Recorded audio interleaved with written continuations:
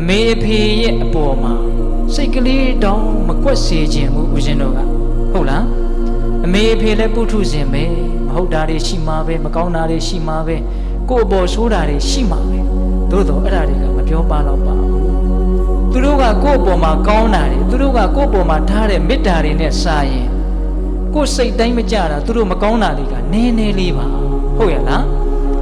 ကိုယ်စိတ်တိုင်းမကြတာလေးနည်းနည်းအတွက်နဲ့အင်မတန်ကျေးဇူးကြီးတဲ့အင်မတန်မေတ္တာကြီးတဲ့မိခင်ဖခင်တို့ရဲ့အပေါ်မှာစိတ်ကလေးနဲ့ပြစ်မှားမယ်ဆိုလို့ရှိရင်အဲ့ဒါအင်မတန်ကြီးတဲ့အပြစ်ဖြစ်မယ်ဟုတ်လား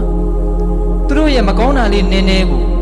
သူတို့ရဲ့မကောင်းတာလေးနည်းနည်းနဲ့သူတို့ရဲ့ကောင်းတာတွေအကုန်လုံးကိုဖုံးပြစ်ခြင်းလို့ရမလားမရပါဘူးဗျမရပါဘူးဟုတ်လားဒါကြောင့်တည်ငါကိုယ်စိတ်တိုင်းမကြမှုကလေးကိုယ်အလိုဆန္ဒလေးနည်းနည်းလေးမပြည့်တာနဲ့အမေဖေရဲ့အပေါ်မှာစိတ်မကွက်လိုက်ပါနဲ့ကိုယ့်အပေါ်မှာကောင်းခဲ့တာတွေအနန္တရှိခဲ့တဲ့မေတ္တာတွေအနန္တအကြီးကြီးမရှိဘူးလားရှိတယ်ဘယ်သူနဲ့မှမတူတဲ့မေတ္တာနဲ့ချစ်ခဲ့တာဟုတ်ရဲ့လားအဲ့ဒါတွေကိုပြန်စဉ်းစားပြီးတော့အကယ်၍များအမေရဲ့အဖေရဲ့အပေါ်မှာစိတ်တိုင်းမကြတာရှိခဲ့ရင်ဩသူတို့လည်းပုထုဇဉ်ပဲလောဘဒေါသတွေပယ်သေးတာမှမဟုတ်ပဲမှားတာတွေရှိမှာပေါ့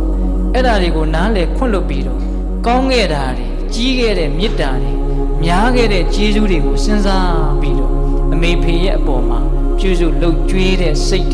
ပြုစုလှုပ်ကြွေးတဲ့အမူအရာတွေရှိဖို့မလိုဘူးလားအကယ်၍ပစ္စည်းဥစ္စာမတတ်နိုင်ဘူးဆိုရင်လည်းပဲလူတိုင်းတတ်နိုင်တာရှိပါလေအဲ့ဒါကဘာလဲဆိုတော့